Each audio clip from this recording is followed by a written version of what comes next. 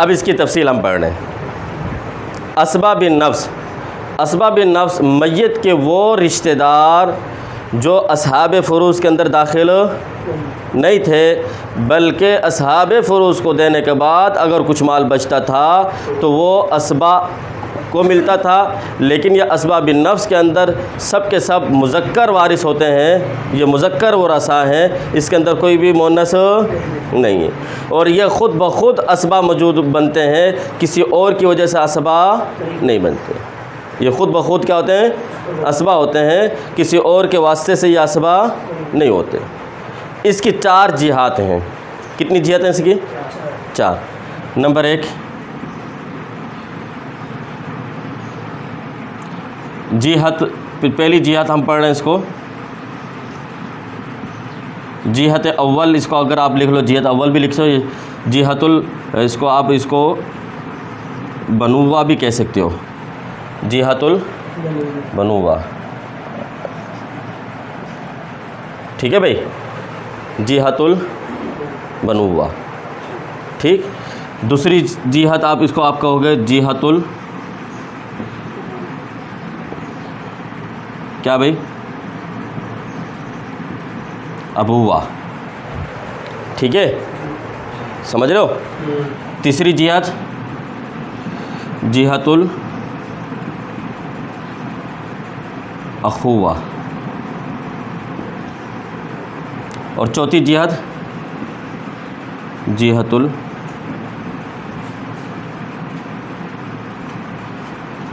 अमूमा। क्या भाई? जिहतुल अमूमा, अम से। जिहतुल बनुवा, बनुवा इबन से है, ठीक है भाई, औलाद। जिहतुल अबुवा यानी वालिदैन, जिहतुल अखुवा यानी भाई, जिहतुल अमूमा यानी चचा, ठीक है भाई। अब इसके अंदर आप इसकी 4 जिहात हैं। असबाब नफ्स की कितनी जिहात हैं? 4 जिहात हैं। इसके अंदर आपको 3 चीज़ें देखनी होती हैं। नंबर 1 जिहत, नंबर 2 दर्जा, नंबर 3 क़ुव्वत। तफसील क्या है इसकी? अब हम तफसील पढ़ लेते हैं। मिसाल के तौर पर ये मैंने एक मैयत लिख दिया, ठीक है भाई। कौन है ये? अमीन है, अमीन है, ठीक है। हाँ, वैसे मरे न मरे, अब तो मरेगा लाजमी। ये इसका बेटा, ठीक है, पोता, पढ़ पोता, यानी इसके हम नीचे जो फ़ुरू हैं वो ज़िक्र कर रहे हैं। समझ रहे बात को? ये है जिहतुल बनुवा, ये पहली जिहत आगे कि मैयत की औलाद, नीचे को बेटा, बेटे की औलाद कौन होता है भाई? पोता, पोते की औलाद कौन होगी भाई? पड़पोता। ये 3 हमने नस्ल लिख ली। आगे आप बढ़ाना चाहो वो लंबा कर सकते हो आप जितना चुनना, ठीक है। अच्छा, ये दूसरी जिहत ऊपर को जाती है, बाप, दादा और पर दादा। हमने यहाँ पर 3 लिख दी, ठीक है। अच्छा, ये जिहत अव्वल है।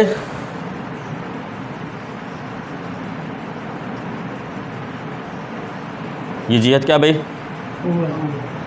ये जिहत सानी है,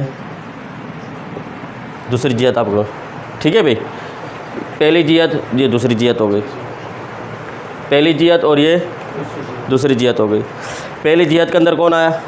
बेटा, पोता, पड़पोता। दूसरी जिहत के अंदर कौन आया? बाप, दादा, परदादा, ठीक है। तीसरी जिहत बाप की औलाद। अच्छा, आपने पढ़ा है कि यानी बाप की औलाद क्या बनेगी? अमीन की भाई बनेगी ना। बाप की औलाद क्या बनेगी? भाई बनेगी। अब भाई आपने पढ़ा था, भाई कितने किस्म के हैं? 3 किस्म के। हकीकी भाई, अल्लाती भाई, अखयाफ़ी भाई। अखयाफ़ी भाई के बारे में आपने पढ़ा, वो असहाब फ़ुरूज़ के अंदर दाखिल है। सूरतुन निसा आयत नंबर 12 के अंदर व इन कान रजुलुन युरसु कलालतन अव इम्रअतुन वलहु अखुन अव उख्तुन फलिकुल्लि वाहिदिन मिनहुमा सुदुस मिम्मा तरका, उसको या तो सुदुस मिलेगा या सुलुस मिलेगा। सही है भाई, उसका हिस्सा मुकर्रर है। तो असहाब फ़ुरूज़ के अंदर कौन सा भाई आ जाता है? अखियाफ़ी भाई आ जाता है। इसलिए यहाँ पर अखियाफ़ी भाई नहीं लिखेंगे हम। दो किस्म के भाई हैं, हकीकी भाई और अलाती भाई। ये दोनों असहाब फ़ुरूज़ के अंदर दाखिल हो। अब ये कहाँ पर आ रहे हैं? असबात के अंदर आ रहे हैं। हम यहाँ पर इसको भी लिखेंगे, ठीक है।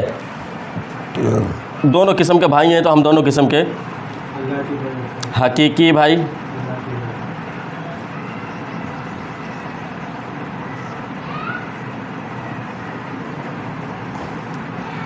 अलाती भाई, हकीकी भाई का बेटा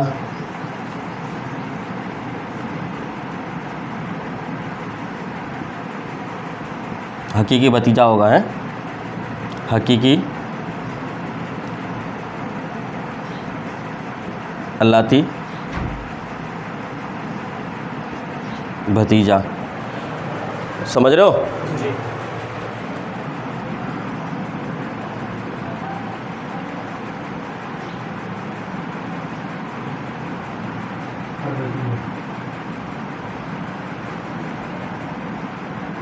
इसको अगर हकीकी भतीजे का बेटा या हकीकी भाई का पोता, वो रिश्ता हम लिख देते हैं। या तो मैंने यहाँ भतीजा लिख दिया, जैसे हकीकी भतीजा लिख दिया, ठीक है भाई। अगर हम इसको हकीकी भाई का बेटा लिख देते तब भी सही था। अब यहाँ हम क्या लिख रहे हैं? हकीकी भाई का पोता। अरबी में नहीं, इसको उर्दू में ही लिखो, वो सही है ना ज़्यादा। हाँ ठीक है। हकीकी क्या भाई? भाई का पोता। और अलाती भाई का पोता। तीन तीन लिख दिया। अभी इसको आगे भी आप ले जा सकते हो। अच्छा, ये हो गई तीसरी जिहाद। ये कौन सी जिहाद हो गई भाई?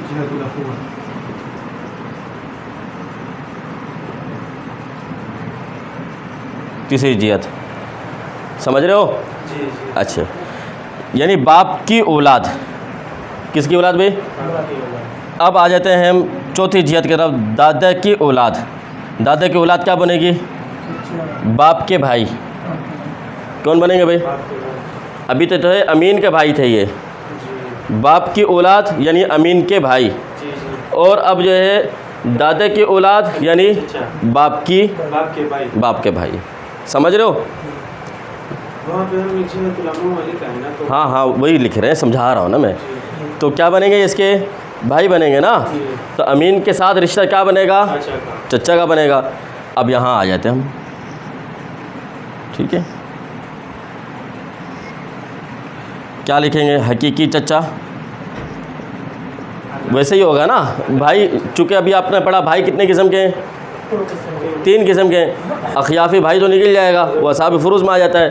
तो लिहाजा हम यहाँ पर अखियाफ़ी भाई यानी बाप का जो भाई है ना, उसको नहीं लिखेंगे। हकीकी भाई और अलाती भाई हम लिखेंगे। नहीं, हकीकी चचा और अलाती चचा। हकीकी चचा और अलाती चचा। हकीकी चचा की चचे का बेटा। थोड़ा सा आसान करो। अलाती चचा का बेटा। हकीकी चचा का पोता। अलाती चचा का पोता। समझ में आया? हम असबाब बिन नफ्स के बारे में पढ़ रहे हैं। हमने कहा असबाब बिन नफ्स मैयत का वो रिश्तेदार जो असहाब फ़ुरूज़ के अंदर दाखिल हो और असबाब बनने में किसी का मोहताज। ये सब के सब कौन होते हैं? मुज़क्कर होते हैं। इनमें कोई भी ख़ातून दाखिल नहीं है। इसकी चार जिहतें, नंबर 1 जिहतुल बनुवा, नंबर 2 जिहतुल अबुवा, नंबर 3 जिहतुल अखुवा, नंबर 4 जिहतुल अमूमा। ठीक है भाई? अच्छा, अब ये हमने लिखा यहाँ पर अमीन, इसका इंतकाल है इसकी जो वरसा बनते हैं असबात के अंदर वो कौन कौन सा आएंगे? 4 जिहत हमने बना दी हैं। नंबर 1 इसके नीचे जा रहे हैं हम, बेटा, पोता, पड़पोता, आगे और भी जा सकते हो आप, ठीक है। नंबर 2 ऊपर की तरफ जा रहे हैं, बाप, दादा, परदादा, ऊपर भी जा सकते हो आप। नंबर 3 तीसरी ये है बाप की औलाद, यानी अमीन के क्या बनेंगे? भाई। अब वो 2 किस्म के हैं, या तो हकीकी भाई होगा या अलाती भाई होगा, ठीक। हकीकी भाई का बेटा यानी भतीजा, जिसको हमने लिख दिया, हकीकी अलाती भाई का बेटा यानी भतीजा, ठीक है। अच्छा, नंबर 3 हकीकी भाई का पोता, अलाती भाई का पोता, ये तीसरी जिहत हो गई। चौथी जिहत ये है कि दादा की औलाद, दादा की औलाद क्या बनेगी? चचा बनेगी, मैयत के साथ रिश्ता जोड़ेंगे चचा बनेगा। और अगर अमीन का बाप के साथ इसका रिश्ता जोड़ेंगे तो ये क्या बनेगा? उसका भाई बनेंगे। हकीकी चचा, अलाती चचा, हकीकी चचा का बेटा, अलाती चचा का बेटा, और हकीकी चचा का पोता, अलाती चचा का पोता। बात समझ में आ गई? तो ये आपने देख लिया इसके अंदर कितनी किस्म के आ गए। ये सारे वो वरसा आ गए जो असबात के अंदर दाखिल हैं, सारे के सारे वो आ गए जो कि क्या हैं भाई? असबात के अंदर दाखिल हैं। अब एक मिसाल लिखता हूँ, फिर उसके बाद हम इसको समझते हैं। मिसाल के तौर पर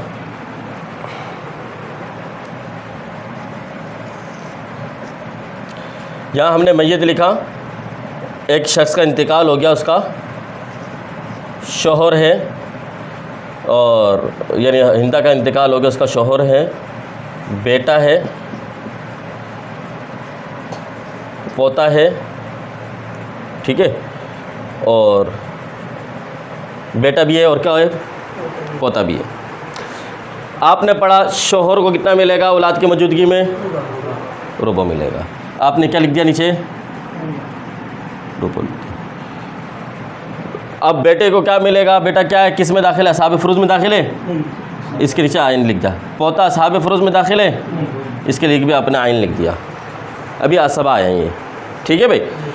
अब किसको मिलेगा? यानी बेटे और पोते को दोनों को बराबर मिलेगा माल। हमने तो दोनों के नीचे असबा लिख दिया, या किसी एक को देंगे दूसरे को नहीं देंगे? कहते अब इस चीज़ को समझना है आपने। मैंने ये 4 जिहतें लिखी हैं, यहाँ पर आपने 3 चीज़ें लाजमी तौर पर देखनी है। नंबर 1 जिहत में मुकाबला, नंबर 2 दर्जे के अंदर मुकाबला, नंबर 3 क़ुव्वत के अंदर मुकाबला। कितनी चीज़ें यहाँ देखनी है आपने? नंबर 1 जिहत में मुकाबला, नंबर 2 दर्जे में मुकाबला, नंबर 3 क़ुव्वत में मुकाबला। जिहत में मुकाबला क्या मतलब?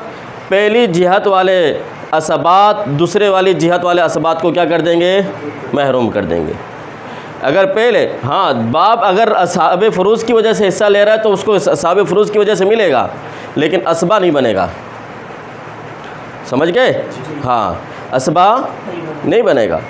दादा अगर असहाब फुरूज की वजह से ले रहा है तो मिलेगा, लेकिन असबा इनकी मौजूदगी में नहीं बनेगा।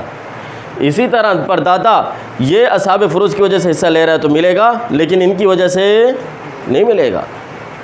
तो पहली चीज़ आपने ये देखनी है, जिहत के अंदर मुकाबला। ये वाले मौजूद हैं, ऊपर वालों को क्या कर देंगे? महरूम कर देंगे।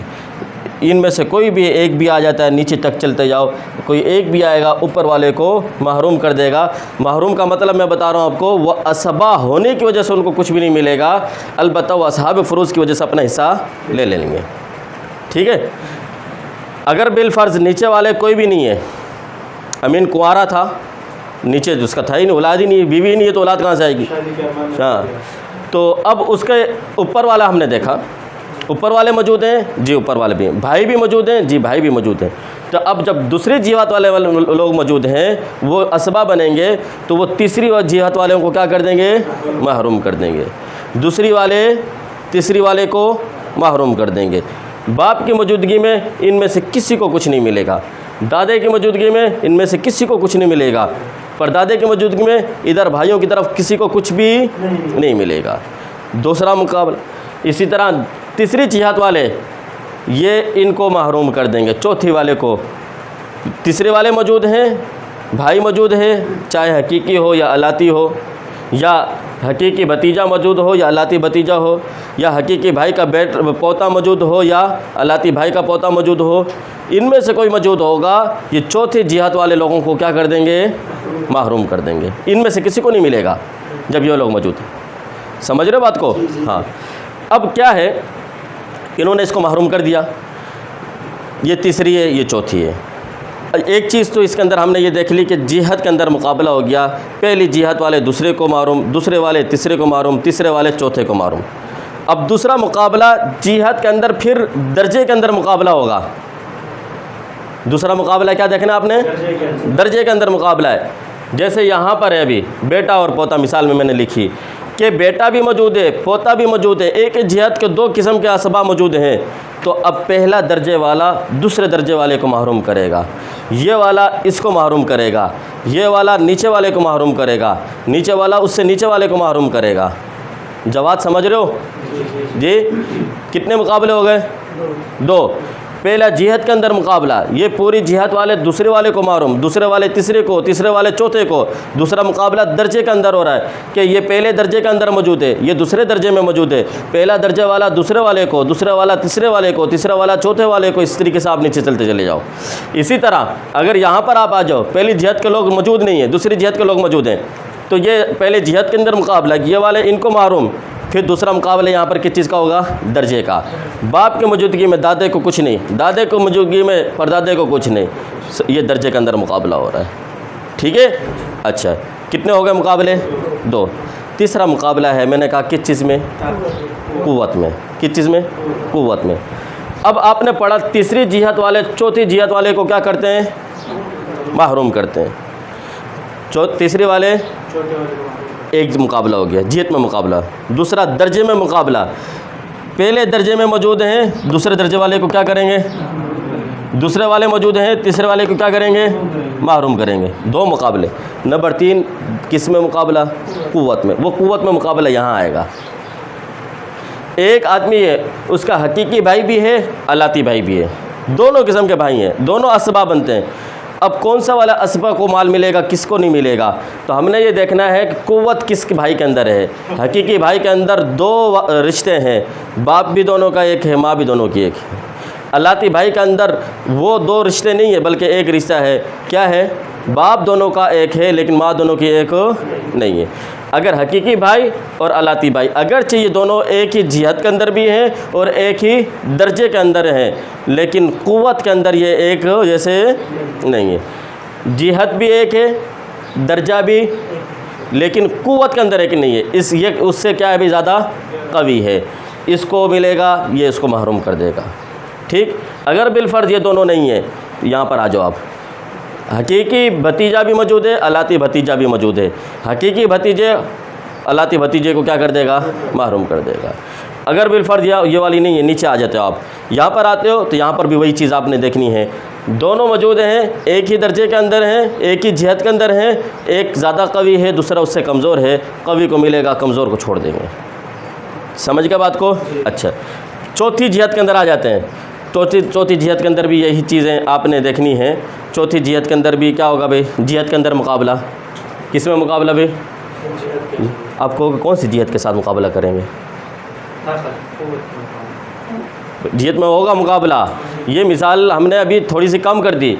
ऊपर परदादा की औलाद अब लिखेंगे, 4 बनाए ना अभी हमने।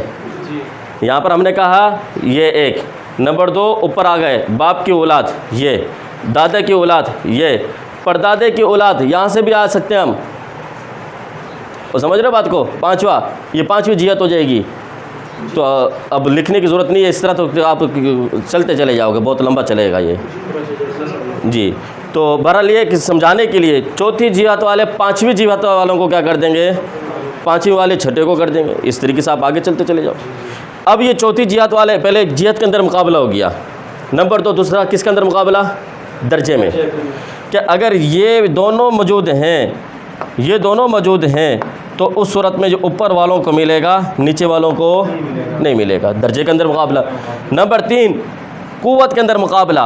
हकीकी चचा भी है, अलाती चचा भी है, दोनों एक साथ जमा हुए हैं, तो किसको मिलेगा? हकीकी चचा को मिलेगा। क्यों? इसलिए कि इसके साथ रिश्ता ज़्यादा मजबूत है बनिस्बत अल्लाती चचे से। तो समझ के बात को। तो बहरहाल ये आपके सामने टोटल असबात आ गए हैं कि असबात कितने हैं। हम अगर नाम लिखना शुरू करते, मुमकिन है कि आपको नाम याद ना रहते। मैं लिखवा देता अगर आपको बेटा, पोता, भाई बेटा, पोता, पड़पोता, इस तरीके से नीचे नाम लिखवाता चले जाता जिस तरह की किताबों के अंदर लिखे हुए होते हैं। फिर उसके बाद बाप, दादा, परदादा, इस तरीके से।